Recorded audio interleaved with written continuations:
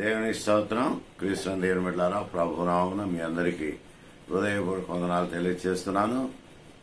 దేవుని యొక్క మహాకృపను బట్టి దేవునికి మనము కృతజ్ఞత స్తుతులు స్తోత్రాలు చెల్లిస్తున్నాం. సమయమున దేవుని యొక్క శ్రేష్టమైన నావును బట్టి దేవుని శ్రేష్టమైన కృపావరాలు పొందుటకు చేరిన మనందరినీ కూడా దేవుడు దీవించాలని కోరుకుంటున్నాం. ఈ సమయమున ద వర్షిప్ ఆఫ్ యాహ్వే అనే కార్యక్రమంలో దేవుని స్తుతించే ధన్యత, ఈ భాగ్యం, ఈ సమయం దేవుడు మనకిచ్చినందుకై దేవునికి వందనాలు చెల్లిస్తున్నాం. దేవుని వాక్యం చదువుకున్నాం. గమనించండి, కీర్తన గ్రంథం నుండి 92వ కీర్తన మొదటి 2 వచనాలు చదువుకున్నాం. కీర్తన గ్రంథం నుండి 92వ కీర్తన మొదటి 3 వచనాలు చదువుకున్నాం. యెహోవాను స్తుతించుట మంచిది, మహోన్నతుడా నీ నామమును కీర్తించుట మంచిది.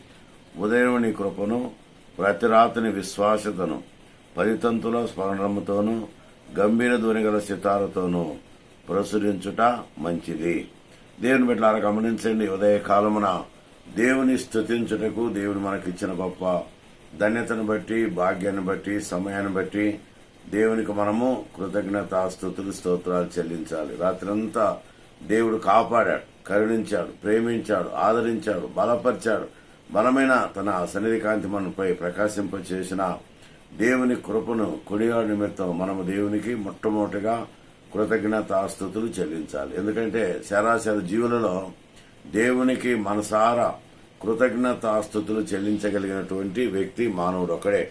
అందుకే దేవుని బిడ్డలారా, గమనించండి, మానవ జీవితంలో 3 మంచి కార్యాలు ఉన్నాయి. మొట్టమొదటి విషయం ఏంటంటే యెహోవాను స్తుతించుట మంచిది.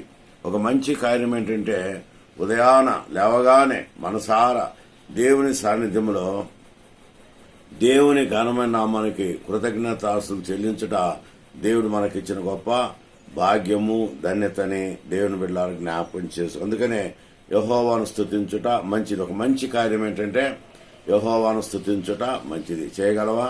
ఒక మంచి కార్యము, లేవగానే దేవుని స్తుతులు చెల్లించుట మంచి కార్యమని కీర్తనకారుడు తెలియజేస్తున్నాడు. కనుక దేవుని బిడ్డలారా, గమనించండి, యెహోవాను స్తుతించుట మంచిది. మొదటి విషయం.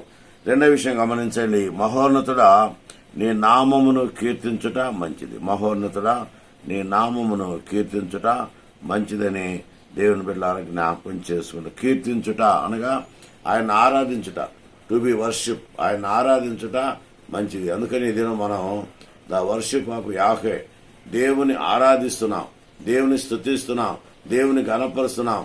దేవుని ఘనమైన నామానికి మనము మనసారా కృతజ్ఞత స్తుతులు స్తోత్రాలు చెల్లించుటకు దేవుడిచ్చిన ధన్యతను బట్టి దేవునికి వందనాలు చెల్లిస్తున్నాం. మానవ జీవితంలో రెండవ మంచి కార్యం ఏంటంటే ఆయన స్తుతించాలి. రెండవది గమనిస్తే ఆయన నామమును గణపరచాలి, ఆయన ఆరాధించాలి. ఆరాధించుట దేవుడు మనకిచ్చిన గొప్ప ధన్యత. దేవుడు ఆత్మ గనుక ఆయన ఆరాధించువారు ఆత్మతోనూ సత్యముతోనూ ఆరాధించాలి. ఆరాధన చాలా ప్రాముఖ్యమైన విషయం. ఆరాధన అనగా దేవునితో సహవాసం చేయుట, దేవునితో ఏకమవుట, దేవుని నామాన్ని స్తుతించుట, దేవుని నామాన్ని గణపరచుట అనేది చాలా ప్రాముఖ్యమైన విషయమని దేవుని బిడ్డలారా జ్ఞాపకం చేసుకుందాం. కనుక మానవ జీవితంలో రెండవ మంచి కార్యము యెహోవాను స్తుతించుట మంచిది మాత్రమే కాదు, ఆయన ఆరాధించుట మంచిది. ఆయన ఆరాధించు మహోన్నతుడా నీ నామమును కీర్తించుట మంచిదని భక్తుడు తెలియజేస్తున్నాడు. మూడో విషయం గమనించండి, ఉదయం నీ కృపను, ప్రతి రాత్రి విశ్వాసతను, పరితంతుల స్వరమండలముతోనూ గంభీర ధ్వని గల సితారతోనూ ప్రచురించుట మంచిది. ప్రచురించుట అనగా ప్రకటన చేయుట. ఆయన ప్రకటన చేయాలి, ఆయన నామాన్ని ప్రకటన చేయాలి, ఆయన కార్యాలు మనము ప్రకటన చేయాలని దేవుని బిడ్డలారా జ్ఞాపకం చేస్తుంది. ఎందుకంటే దేవుడు కార్యకర్త గనక ఉదయమున ఆయన కృపనగా దేవుని కాపుదల, దేవుని సన్నిధి, దేవుని యొక్క ప్రేమ, దేవుని యొక్క మహాసన్నిధి ఆయన మనకు అనుగ్రహించే దేవుడని దేవుని బిడ్డలారా జ్ఞాపకం చేసుకుందాం. కృప యొక్క సాదృశ్యం ఏంటంటే గమనించండి, తండ్రి కుమారుడు ఇద్దరు వెళ్తున్నారు.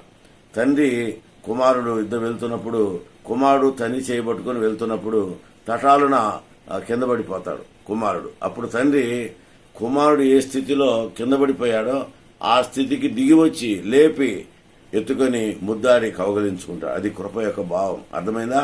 అలాగే దేవుడు మనం ఏ స్థితిలో ఉన్నామో, ఏ పరిస్థితిలో ఉన్నామో, ఏ స్థితిలో జారిపోతున్నామో, ఏ స్థితి దేవునికి దూరం అయిపోతున్నామో ఆ స్థితి వరకు ఆయనే దిగి వచ్చాడు.